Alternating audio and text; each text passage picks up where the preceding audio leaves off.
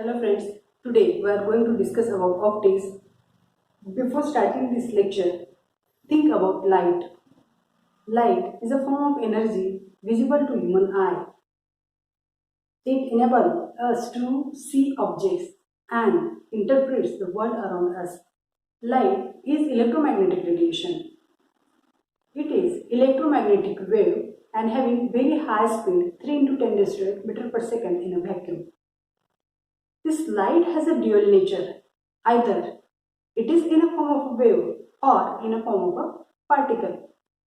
In other words, we say that light is the energy carrier photon follow the rule of electromagnetic wave. If we were to study the phenomena such as reflection, refraction, polarization, interference, diffraction, at that time we use the ray optics or wave optics. And if we are to study about the phenomenon such as photoelectric effect, Compton effect and the emission of spectral line, that time we have to take particle form of light, particle nature of light. Now for the optics, it is divided into ray optics or wave optics. For this ray optics, if we are to study the phenomena such as a reflection, refraction, double refraction, total internal reflection, that time we use ray optics. Actually, for the ray optics, size of object and size of image, they are large as compared to the wavelength of a wave, wavelength of a light. And when we study about the wave optics, that time size of object and size of image, they are very small. We say that they are comparable to the wavelength of a wave. With the help of wave optics, we can discuss the phenomena such as interference, diffraction, polarization and Doppler effect. This is about wave nature of light.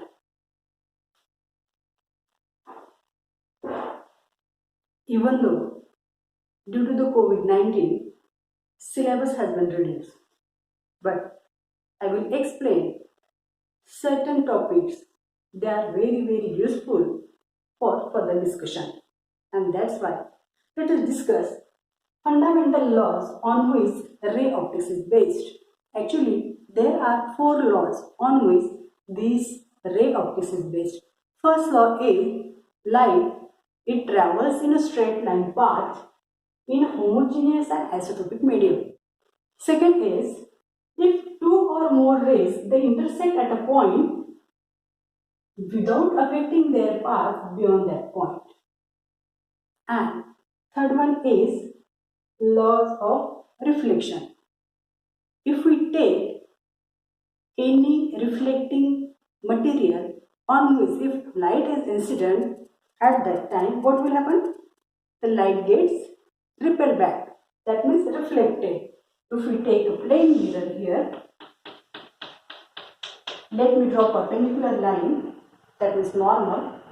If the light is incident over this mirror, that time that light will be repelled back. We say that incident ray and reflected ray, they are lie on opposite side of normal, and the incident ray, normal and reflected ray, they are lying the same plane. That is the first law of reflection. Second law of reflection is this angle of incidence and angle of reflection, both are same. We say angle of incidence is equal to angle of reflection. Now, for the discussion of laws of refraction, we have to take 2 transparent media. Here is the interface of 2 transparent media. Suppose here is a rarer medium, here is a denser medium. Let me draw normal in the first and the second medium. Here is the incident ray, incident over the interface or the boundary of rarer and the denser medium. What will happen? When light travels from rarer medium to the denser medium, from the one transparent medium to the another transparent medium, it changes its direction. This is the refraction. This angle is the angle of incidence. This angle is the angle of refraction. Now, for the first law of refraction, we say that this incident ray, normal and the refracted ray, they lie in the same plane, and incident ray and refracted ray, they are on opposite sides of normal. And secondly, with the help of this refraction, the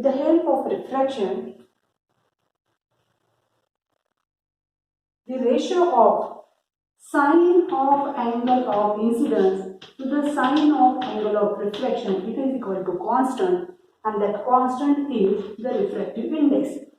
This is Snell's law.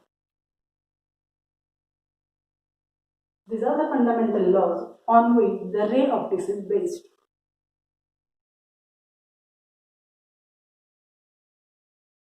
For the measurement of object distance, image distance, size of object, size of image, focal length, we need certain sign conventions.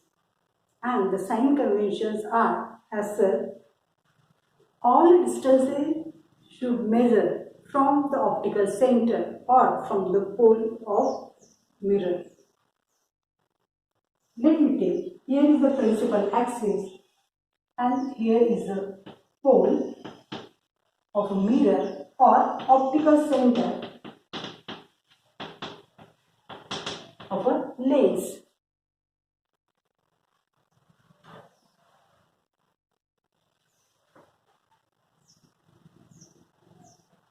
Now, first, we have to measure all distances from this pole or the optical center. The direction of propagation of light, it is always from left to the right of a plane of a paper or the plane of a board. This is the direction of incident light.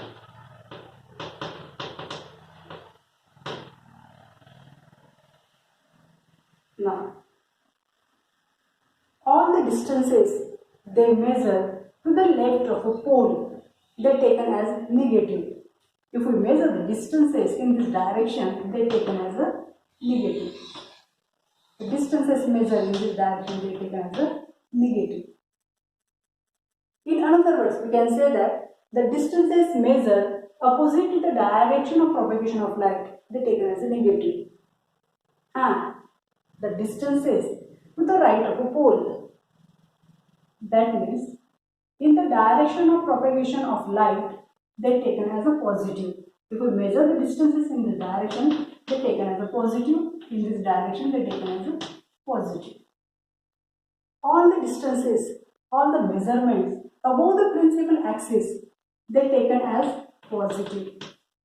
And the distances measured below this principal axis, they are taken as a negative. If we are to measure the size of object, size of image, that time we use this rule. Now, all the real objects or the image, they kept to the left of a pole, and virtual image or the virtual object, they kept to the right of a pole. Another sign convention is as such: if the object is real, that time it should place to the left of a lens, and if object or the image is virtual, that time it will be on the right side of a mirror. Look at the diagram. Here the rays, they coming from this object, they are diverging, and therefore we get here real object. These rays are diverging rays. They correspond to real object or mirror. And if these rays are converged to a point, that then we get virtual image or virtual object. Converging rays corresponds to virtual image object, and these diverging rays, they corresponds to real object. Let us apply sign convention for this convex lens. If an object is placed at here, two rays they incident over this convex lens. After refraction, they meet at a point, and we get here image. First, we have to measure this object distance, then image distance, size of object and size of image. We know that first sign convention, all distances they measure from this optical center. Suppose we have to measure this object distance. If object distance is u, what is its sign? It is negative, because this measurement is against the direction of incident light. That means to the left of optical center. That's why it is minus. If image distance is v, then what is its sign? It is positive, because it is measured from this optical center to the right. That means it is in the direction of incident light. Therefore, it is positive. If we are to measure height of or the size of object, then it will be positive, because this height is above principal axis. If we are to measure height of an image, this height of image is negative, because this size or this distance is below the principal axis. In this way, we can apply sign conventions.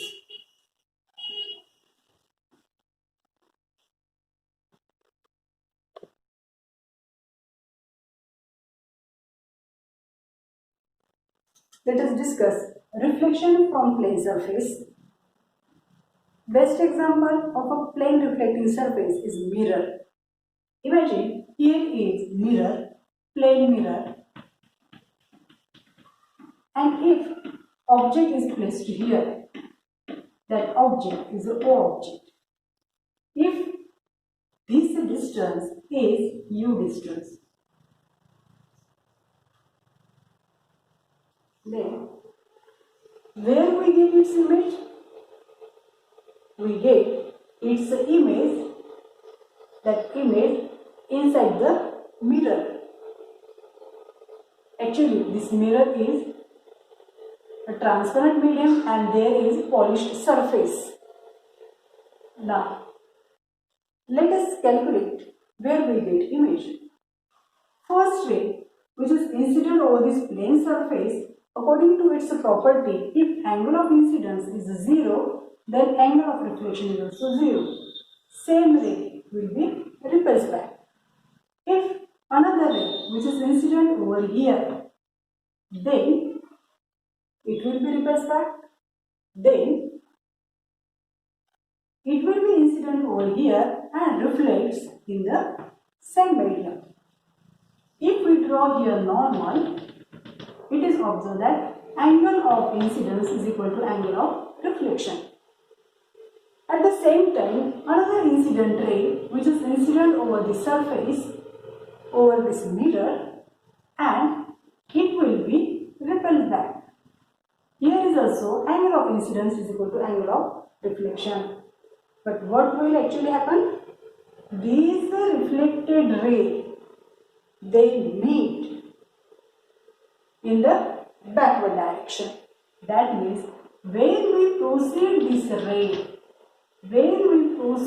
ray in the back direction, it is observed that we get here image, and this image will be obtained at the same distance of that of the object.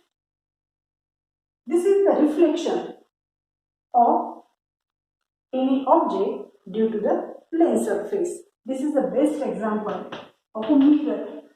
When we see our image inside the mirror, that time we get image inside the mirror, and that image is virtual. This image is virtual.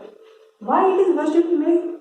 Because these rays are not actually meet. Whenever we get real image, that time there are two rays they actually meet. But here these rays can't meet. They are virtually meet at this position. That's why we get its virtual image. This object distance and the image distance will become same. This is for the plane surface. What will happen if two mirrors they are given to you? If first mirror is here second mirror is here, and if object is here.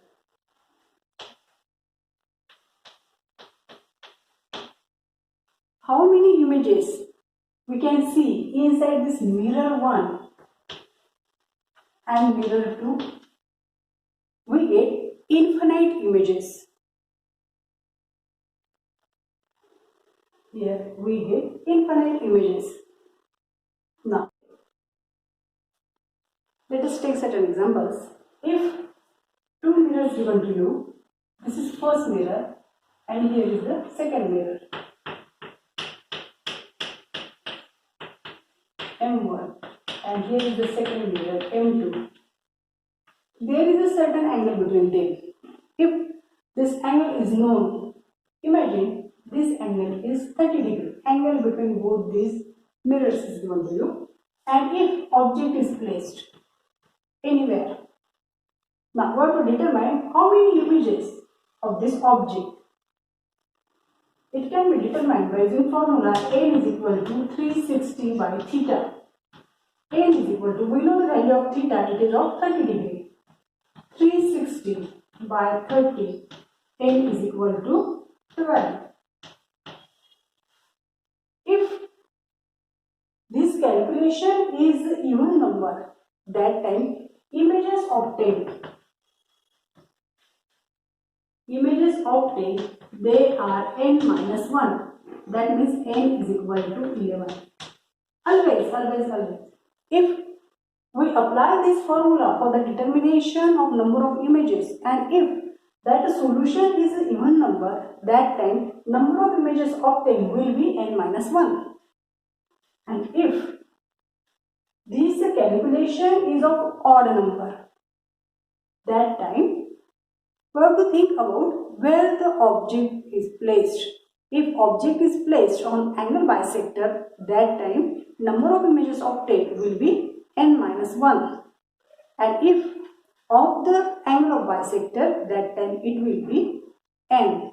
Let us take one example. If first mirror is given to you, here is the first mirror, M1, and here is another mirror is given to you. Let me draw this here.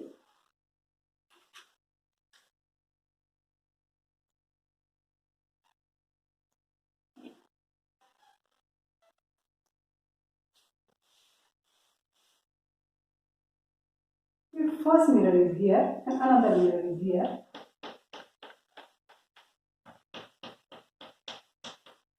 M1, here is a M2. If this angle is given to you 120 and one object is here, how many images are obtained due to this combination?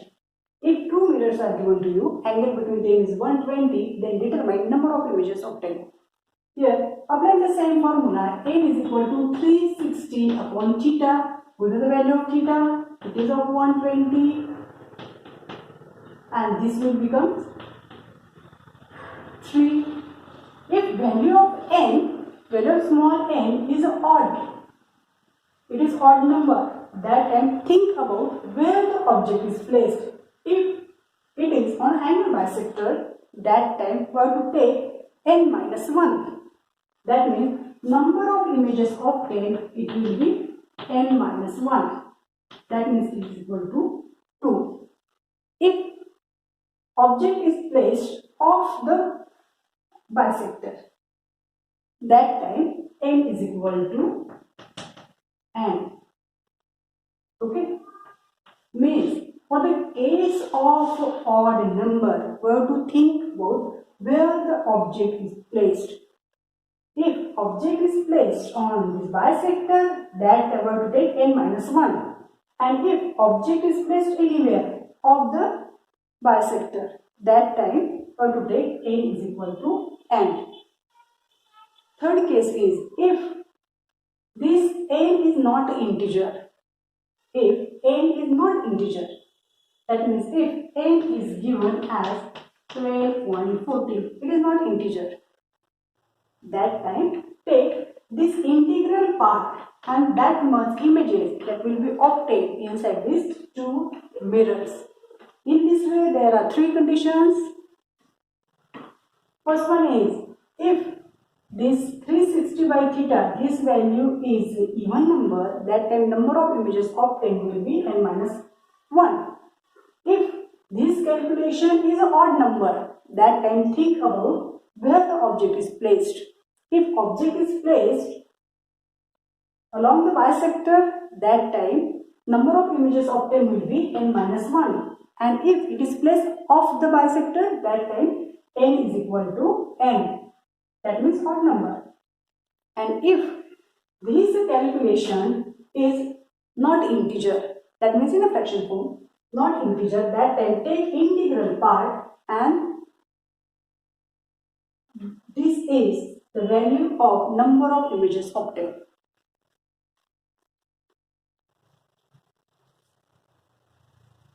Friends, let us stop it.